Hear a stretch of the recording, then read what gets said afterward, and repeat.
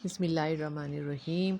बारिशें जो है आना शुरू हो गई हैं इस्लामाबाद में। अप्रैल का मंथ है और लास्ट ईयर तो ऐसा नहीं था कि अप्रैल में बारिशें काफ़ी लंबा टाइम लिया था बारिशों ने आने में, और बहुत से प्लांट्स जो हैं ख़त्म हो गए थे। लेकिन इस बार मौसम बेहतर ही है और बहुत ही गर्म हुआ कि देखें कितना खूबसूरत सितारों जैसा मेरा ये प्लांट लग रहा है। नाम है इसका सीडम बाल्बिफेरम भी इसे कहते हैं। इसके अलावा बल्बोस स्टोन क्रॉप सीडम की ही वैरायटी है। सीडम स्टोन क्रॉप सुप्रीम बहुत खूबसूरत प्लांट है। सितारा, और उसके अंदर सितारे छोटे छोटे सितारों जैसे प्लांट हैं। कटिंग से बहुत अच्छा सा लग जाता है। तो इस बार ग्रीन नेट लगा दिया। इसकी खूबसूरती जो है थोड़ी अच्छी लग रही है। इस तरीके से भी ग्रीन नेट का शेड इस पे आता है। तो लेकिन ये कि अगर बगैर से ग्रीन नेट के तब भी इसकी खूबसूरती बहुत रहती थी, लेकिन इसको नुकसान बहुत था। जलने का बहुत ख़तरा था, बर्न होने का ख़तरा था। बहरहाल मैं इसकी अब एक्स्ट्रा सी जो लीव्स हैं जिन पर सितारों जैसी फ्लावरिंग नहीं हुई हुई, कम से कम भी 3 से 4 शूट्स इसकी ऐसी होती हैं जिन पर ये फ्लावरिंग होती है। और बाकी बग़ैर फ्लावरिंग के जैसे मैं आपके सामने कट कर रही हूँ, इनको निकाल लूँगी और इनको मैं कटिंग के तौर पर लगा दूँगी। इनमें से मज़ीद मुमकिन है कि 3 से 4 स्टेम ऐसे फिर निकलें जिन पर इसी तरीके से स्टार्स की तरह फ्लावरिंग हो। इसकी जो फ्लावरिंग मैंने अभी दिखाई है स्टार की तरह ही निकलती है, और उसके अंदर मज़ीद सितारों की तरह ही येलो कलर के फ्लावर्स लगे हुए होते हैं। अजीब सी बेढंगी सी इसकी शेप हुई हुई थी। बहरहाल मैं अब आपके सामने इसको थोड़ा सा सेट करूँगी। बहुत सारे आइडियाज़ आते हैं इसके हवाले से माइंड में। बहरहाल इसको बेहतर करने की हम कोशिश करेंगे। और बहुत ही नाजुक सा ये प्लांट आता है, और सबसे बड़ी बात है कि नाजुक सा प्लांट है। देखने में ऐसा लगता है कि ज़्यादा पानी से ये गल जाएगा, लेकिन इसको हमें डेली ही वाटरिंग करनी पड़ती है। फ्लावर इसके सिर्फ अप्रैल के मंथ में ही चलते हैं और हद से हद मई के फर्स्ट वीक तक। उसके बाद इसकी फ्लावरिंग ख़त्म हो जाती है। यही इसकी मुद्दत होती है खूबसूरती की। फुल अप्रैल और मई का तकरीबन मिड, बस इसके बाद ये सर्दी में काफ़ी हद तक जो है हमारे पास रहेगा पीरियड। इसको बहुत ज़्यादा केयर देनी पड़ेगी।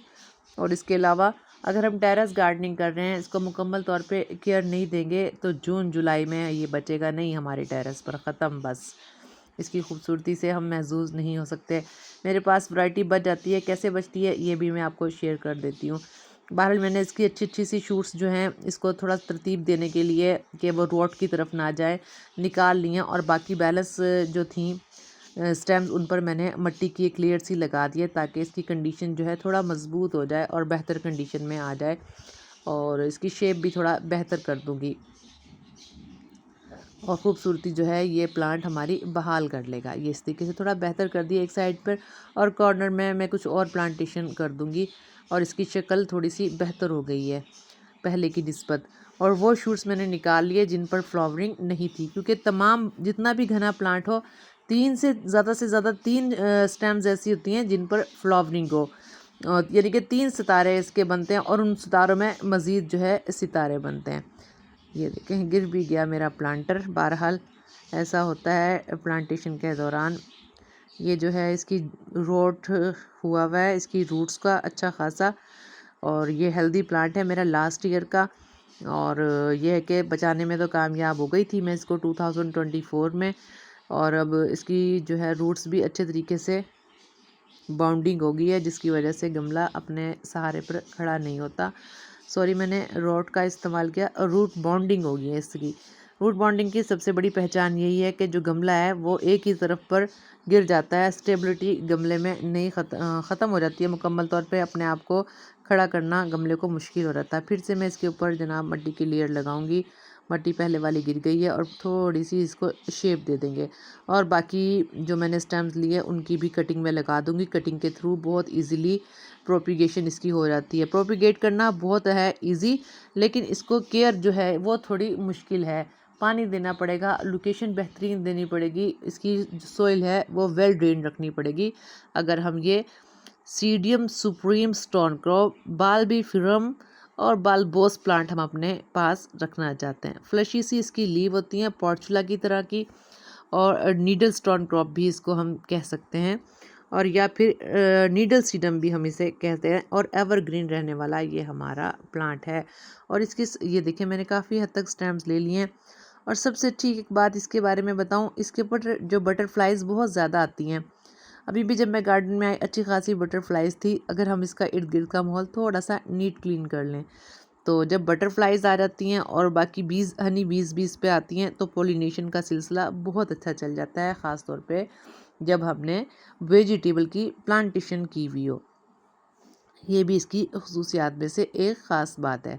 तकरीबन मैंने एक कॉर्नर में ही इस प्लांट को जो है प्लांटेशन कर दी है और सेंटर में अब जो जगह बची है चाहो तो मैं किसी और चीज़ का प्लांट लगा दूँ, कोई छोटा सा सकुलेंट लगा दूँ और जो स्टेम है बहुत इजीली इसको प्रोपिगेट हम कर लेंगे। ये मैंने जनाब एक प्लांटर लिया है। प्लांटर है मेरा रूबी नेकलेस का। रूबी नेकलेस की मैंने एक छोटी सी कटिंग लगाई थी, वो भी अच्छी सी जो है बेहतर कंडीशन में आ गई है। तो काफ़ी ज़्यादा मेरे पास रूबी नेकलेस के प्लांटर जो हैं रेडी हो गए हैं। तो अभी तो ग्रीन नेट की वजह से मुझे नहीं लगता कि कोई भी प्लांट जो है रूबी नेकलेस का ख़राब होगा। फिर भी मुझे खौफ था कि कभी खुदा न खास्ता कॉलोनी ख़त्म होने भी लगे, रूबी नेकलेस की चंद एक प्लांट हमारे पास बचे। ये देखिए मैंने कटिंग लगाई थी और इसकी रूट भी अच्छी खासी बेहतरीन कंडीशन में आ गई है ना।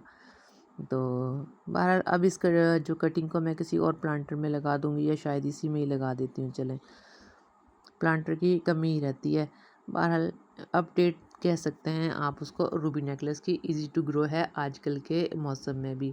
सिंपल मैंने कटिंग लगाई थी बस बेस से 2-3 लीव्स हटाकर, और लीव्स भी इतनी खूबसूरत सी इसकी होती हैं, फ्लशी लीव्स होती हैं, पानी से भरपूर होती हैं और जो इसकी स्टेम होती है वो पिंकिश सी डार्क मरून कलर की होती है। तो अब हम लगा देंगे sedum spurium stonecrop evergreen, pollinator के लिए बेहतरीन प्लांट। और इसके अलावा जनाब इसको बाल्बीफिरम भी कहते हैं, बाल्बोस स्टोन क्रॉप भी इसका नाम है। और जनाब फ्रेशी लीव्स के साथ जिनके अंदर वाटर अच्छा खासा सा स्टोर रहता है।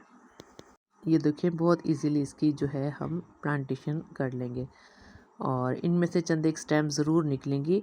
कम से कम ज़्यादातर ऐसा होता है कि 3 स्टेम्स ऐसी होती हैं जिनमें 3 फ्लावर लगते हैं और उन फ्लावर के अंदर जो है स्टार शेप होता है वो फ्लावर, और उसमें जैसे मैंने अभी दिखाया मज़ीद स्टार की तरह के येलो फ्लावर होते हैं। तो ये है जनाब इसके बारे में तमाम बातें। और इस प्लांट के बारे में साउथ अफ्रीका में इसकी नेविगेशन होती है ज़्यादातर, और जनाब गर्म इलाकों में रहने वाला ये प्लांट है और हमारे पास गर्मी के मौसम में अच्छा सा सेट रह जाता है, सर्दी में भी सर्वाइव हो जाता है।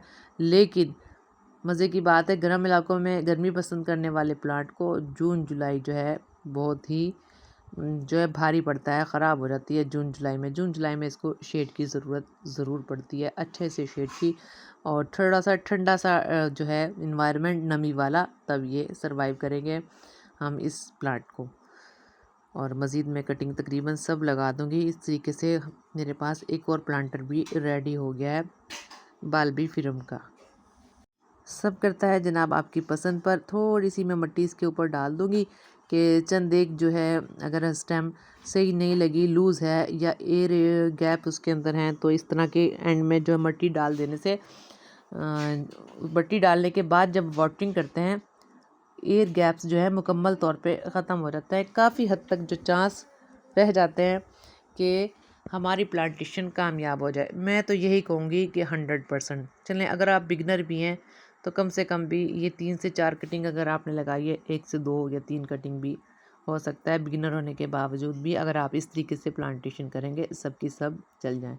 ये एक और छोटी सी स्टेम इसकी लगी गई है, ये देखें इसके इतनी छोटी सी स्टेम है, इसके अंदर भी 3 स्टेम्स ऐसी निकल रही हैं, ये इसकी रूट भी आ गई हैं।